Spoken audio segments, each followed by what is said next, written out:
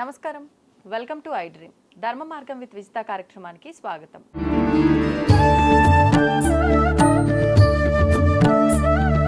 ప్రస్తుతం మనతో పాటు ఉన్నారు ప్రజ్ఞారత్న డాక్టర్ అమరవాది శేషయ్య గారు, ప్రముఖ ఆధ్యాత్మికవేత్త, ప్రవచనకర్త. ఎన్నెన్నో మంచి మంచి విషయాలను వారు ప్రవచనాల రూపంలో కానీ వారి మాటల రూపంలో కానీ మనకు సోషల్ మీడియాల ద్వారా అందిస్తూనే ఉన్నారు. వారితో మాట్లాడి ఇప్పుడు మరిన్ని విషయాలు మనం కూడా తెలుసుకునే ప్రయత్నం చేద్దాం. నమస్కారం అండి. చాలా సంతోషం, ఆశీర్వాదం నాన్న. మన హైందవ ధర్మంలో మతాలకు సంబంధించి ముగ్గురు మతాచార్యులు ఉండడం జరిగింది. అయితే ఆ మతాచార్యుల గురించి, వారు రచించిన ఆ గ్రంథాల గురించి, వాటి గురించి వివరంగా తెలియజేయండి. తప్పకుండా నాన్న. మీరు అడిగిన ప్రశ్నలోనే మతము అంటేనే అభిప్రాయం అని అర్థం నాన్న. మన హైందవ సంబంధమైనటువంటి హిందూ మతము అంటేనే త్రిమతాచార్యులు మనం విన్నాం. అంటే క్రీస్తు శకం 788వ సంవత్సరం నుంచి 820వ సంవత్సరం వరకు జీవించి ఆసేతు హిమాచలము పయనించి 32 సంవత్సరాల్లో సమాధి నిమగ్నుడయ్యాడు. కాలడిలో జన్మించినటువంటి ఆది శంకరాచార్యులు వారి తల్లి అయినటువంటి ఆర్యాంబ, తండ్రి అయినటువంటి శివగురు ఇద్దరూ కూడా పూర్ణా నదీ తీరంలో కేరళలో కాలడిలో వృషభాచలేశ్వరుడు అని ఈశ్వరుడు యొక్క క్షేత్రం ఉంది. వారు సంతానం కోసం స్వామికి సేవ చేస్తే సాక్షాత్తు శివస్వరూపమైనటువంటి ఆది శంకరాచార్యులు జన్మించినటువంటి ఒక పుణ్యభూమి మన భరత భూమి.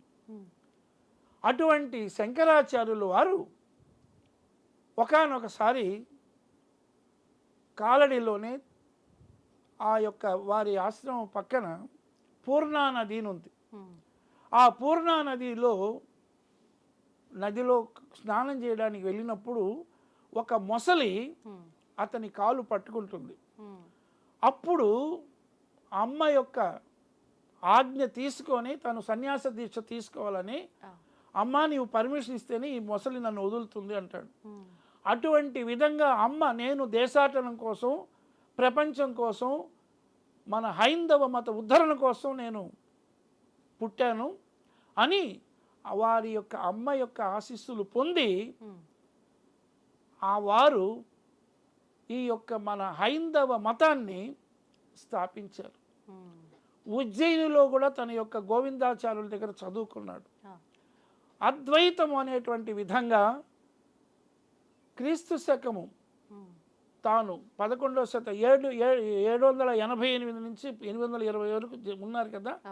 ఆ సమయంలో మన అద్వైత మతం అంటే మన హైందవ మత ప్రవక్తులలో మనకు అద్భుతమైనటువంటి ఆది గురువుగా ఏర్పడి నా ద్వైత యస్య అద్వైత, ద్వైతము కాదు అంటే జీవుడు వేరు పరమాత్ముడు వేరు అనేది కాకుండా అహం బ్రహ్మాస్మి అనే విధంగా తన ఆధ్యాత్మికమైన విధానంలో తాను ఒక మతాన్ని స్థాపించి అనేకమైనటువంటి ప్రదేశంలో కాశ్మీర్ నుంచి కన్యాకుమారి వరకు పయనించి 4 ప్రదేశాల్లో మఠాలు స్థాపించారు.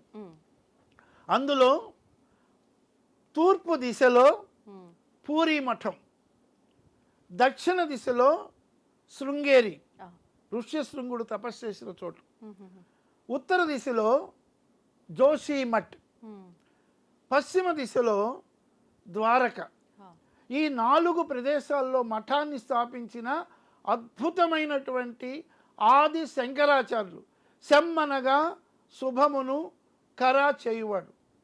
అటువంటి సాంబ సదాశివుడు శంకరుడు మనకు అద్భుతమైనటువంటి శివ అంశలో జన్మించి వాళ్ళ అమ్మగారికి కూడా ఒక ప్రామిస్ చేశాడు. అమ్మ నువ్వు ఎప్పుడు కోరినా నేను వస్తాను నీ యొక్క అంత్యదశలో అని.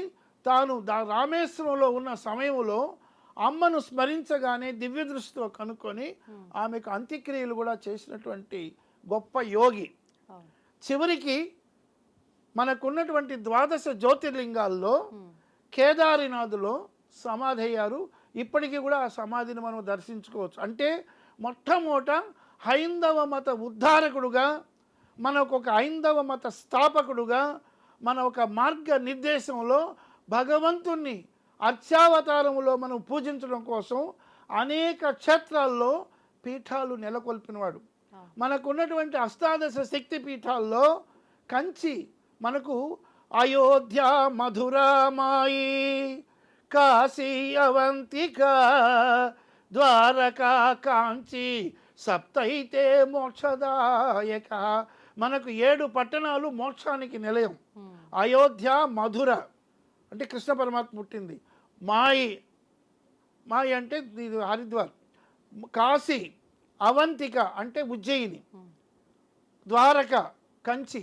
ఈ 7 క్షేత్రాల్లో కంచికి అంత శక్తి ఉంది. అటువంటి కంచి మఠం కూడా మనకు ఉన్నటువంటి ఆచార్యుల్లో 68వ పీఠాధిపతి కంచి పరమాచార్యులు నడిచే దేవుడు, వారి యొక్క ఆశీస్సులతో నాకు అబ్బాయి పుట్టాడు. అటువంటి విధంగా జ్ఞాన యోగి 68, 69లో జయేంద్ర సరస్వతి, 70లో ఇప్పుడున్నటువంటి విజయేంద్ర సరస్వతి గారు ఆదిశంకర సుప్రభాతం నేను రాస్తే కూడా ఇంతవరకు ఎవరు రాయినట్టు ఆదిశంకరాచార్య పైన సుప్రభాతం రాస్తే 2022లో స్కందగిరిలో నాకు సన్మానం చేశారు ఒక జడ్జి ద్వారా. అటువంటి విధంగా మనకు ఆదిశంకరాచార్య స్వామి అద్వైతం. ఇక రెండవది మధ్వాచార్యులు. ద్వైతం అనగా 2, జీవుడు వేరు పరమాత్మ వేరు అనేటువంటి విధంగా మనకు ఉడిపి క్షేత్రములో మధ్వాచార్యులు మనకు అందించినటువంటిది ఈ యొక్క మధ్వాచార్యులదే ద్వైత మతం. ఇది ఆ యొక్క కోవలో వచ్చిన వాడే వెంకటేశ్వర స్వామి అంశలో జన్మించిన రాఘవేంద్ర స్వామి మధ్వ ఆచార్య సంప్రదుడుగా కుంభకోణంలో ఉండి చివరికి మన యొక్క కర్నూలు జిల్లా ఆంధ్రప్రదేశ్లో తుంగభద్ర నదీ తీరంలో సజీవ బృందావనమైనటువంటి గొప్ప యోగి, మంత్రాలయ నివాసుడు. పూజ్యాయ రాఘవేంద్రాయ సత్యధర్మవ్రతాయ చ భజతాం కల్పవృక్షాయ నమతాం కామధేనువే అన్నటువంటి యోగివర్యుడు మధ్వాచార్యుడు.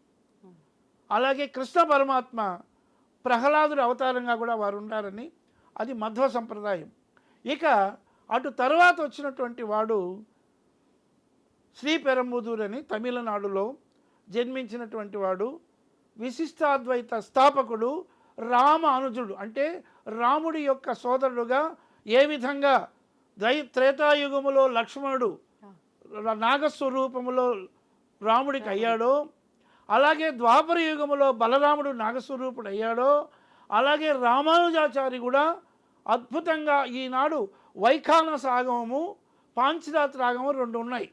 అటువంటి వైఖానస ఆగమంలో వెంకటాద్రి సంస్థానం బ్రహ్మాండే నాస్తి కించన వెంకటేశ సమోదేవో నభూతో నభవిష్యతి అన్నట్లు ఇప్పుడున్నటువంటి పిలిచిన పలికేటువంటి దైవమైన సప్తాద్రి వెంకటేశ్వర స్వామికి ఆ రామానుజుల సేవకు రామానుజుల వారే అద్భుతమైనటువంటి విధంగా విశిష్టాద్వైత మత ప్రవక్త లక్ష్మీ మూలకంగా భగవంతుని చేరడానికి వైఖానస ఆగమంలో ఇప్పటికీ అక్కడ జరుగుతాయి. అలాగే 108 దివ్య తిరుపతుల్లో మనకు శ్రీరంగం వచ్చి పాంచరాత్ర ఆగమం. అలాగే మేల్కోటలో కూడా ఈ రామానుజుల వారు ఉండి లక్ష్మీ నరసింహస్వామిని పూజ చేశారు. ఈ విధంగా మన హైందవ మత సంస్కృతికి త్రిమతాచార్యులు అందించిన ఒక ఆధ్యాత్మిక మార్గ నిర్దేశకమ్మ. మీరు అడిగిన ప్రశ్న ఐ డ్రీమ్లో అన్నీ మనకు ఐ అనగానే ఆత్మలోని పరమాత్మకు ఒక డ్రీముగా, ఒక ఆనందమైన కళగా, ఒక సింహావలోకనగా చెప్పుకున్నామమ్మా. విజేతగా విజేతగా విజయం చేకూర్చాలని ఆ యొక్క త్రిమతాచారుల ఆశీస్సులు మనకు ఉండాలని అమరవాదిగా ఆనంద డెందములు అందిస్తున్నానమ్మా. స్వస్తి. సంతోషం అండి, ధన్యవాదాలు.